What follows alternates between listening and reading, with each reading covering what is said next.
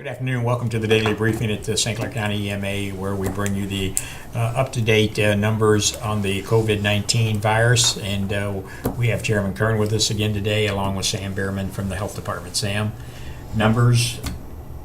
You're the number lady. We're keeping our fingers crossed. While our numbers are still headed in a good direction, we still have to keep doing the things that we've been doing. But as of today, we have tested 4,203 St. Clair County residents with 805 positive test results, which is an increase of 18 from yesterday. And that includes both males and females from their teens up to their 90s. And we are currently at 3,370 negative test results, with 28 results still pending. We do have some sad news to report today. We are reporting 2 additional deaths, which brings the total to 66. The first was a man in his 50s with no known health conditions, and the second was a man in his 80s who did have underlying health conditions. And as always, our thoughts and prayers go out to the families who were taken by this virus. For patients that have completed the IDPH 14-day quarantine, we are at 391.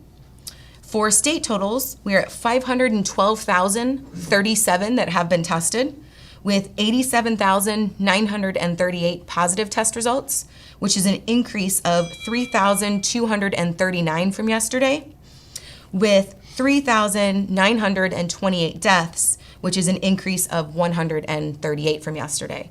And as always, our sympathies go out to those families from other parts of the state as well. For hospitalization numbers, and these are for hospitals that are in St. Clair County, we have 51 patients that are admitted due to COVID-related reasons, and 5 of those patients are currently on ventilators.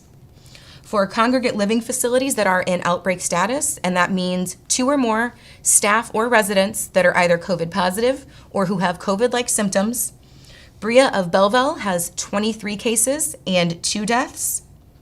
Bria of Cahokia has 8 cases and no deaths. Caritas Family Solutions in Belleville has 6 cases and no deaths. Colonnade Senior Living in O'Fallon has 3 cases and no deaths. Four Fountains in Belleville has 103 cases and 16 deaths. Help at Home in O'Fallon has 5 cases and no deaths. Knollwood Retirement Center in Caseyville, which is a new addition to our list today, has 2 cases and no deaths.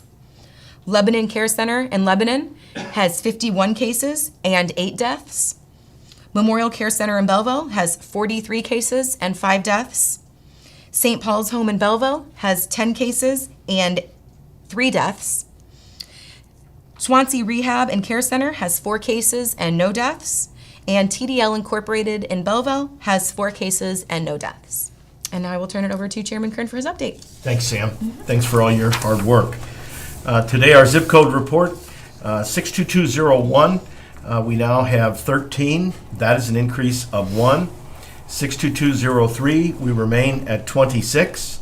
62204, we now have 33. That's an increase of 1. 62205, our number remains at 37. 62206, our number is at 74. That's an increase of 3. 62207, we're at 52. That's an increase of 1. 62208, we're at 45. That's an increase of 4. 62220, we're at 87. That's an increase of 3. 62221, we have 71 now. That's an increase of 4. 62223, we have 42. That is an increase of 1. 62226, we have now 100 cases in that zip code. That's an increase of 4. 62232, we remain at 8. 62239, we remain at 11. 62254, we remain at 24. 62257, we're static at 8. 62258, we remain at 14. 62269, we now have 61. That's an increase of 1. And 62285, we have 7. That's an increase of 1. So we're still seeing new cases out there. Every day we hear of more cases. Today, I know someone who was impacted, and their husband got COVID. So it's still in the community. It's still moving around. It's still spreading. So let's continue to be vigilant, wash your hands, wear the masks. Let's do all those things that we talked about. Remember, dispose of your personal protective equipment in a sanitary fashion. Don't throw it on the ground. Throw it in a trash can. Put it in a bag. Remember, other people are handling trash, and that causes spread. So let's be kind to the people that are out there doing all the hard work, making sure our overall environment is clean. This is National Police Week. Remember to thank your law enforcement officers. They're out there fighting the good fight for us, and now they're doing it with masks and gloves on, and so it makes it even that much more difficult. We did send a letter with the backing of most of the mayors of St. Clair County asking the governor's office to take a look at the guidelines and see if we could move up to the next stage of opening in the state. We've gotten response, and they're looking at our plan, which basically just talked about what's in the governor's plan, and said, hey, we're meeting the metrics. We may not quite meet the timeline on the hospitalization numbers, but it's only because of the fact that they're measuring from May 1 and not from earlier. So we'll see how those discussions go. But we know that science is guiding this, no matter if it's us or whether it's the governor's office. We're all talking in the terms that are dealing with the numbers that we have and the positive ratio towards that, all with an eye towards stopping the spread of this virus so that we can all go back to our lives as quickly as normal. So thank you, everybody, for being out there, for watching this program. I know that it requires a bit of time, but you are on the front lines, and we appreciate the job that you're doing. Thank you. Well, Chairman, I think it's worth mentioning also that when we talk about the letter that was sent to the governor, that he has a task force. It's not him just sitting there making that decision. He has the scientists, the medical experts, just kind of what you've done here in the county. We've had the doctors, we've had the hospitals on, and speaking of that, we've had conversation with them. They've got some more of their physicians that's going to be coming back on to give us some updates here in the next several days. So they haven't been missing in action. It's just that they've got hospitals to run. As we've said all along, they're just not dealing with COVID patients. They're dealing with all types of emergencies that come in. People's health still has to go on. So, and I think it's important, Herb, you're right. We're dealing with, we have a health department in St. Clair County, and it's a real health department that has a board, an appointed board that is made up the majority of doctors and medical professionals on that board.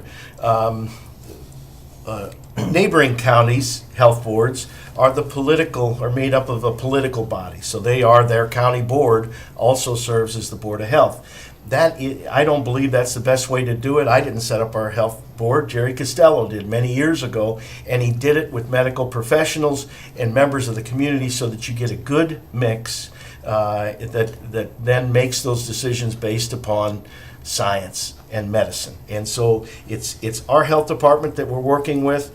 It's the governor's office, his task force that we're working with, and we're trying to come up with a solution that helps our businesses, helps our community, but yet make sure that we keep a hold of this virus and the spread.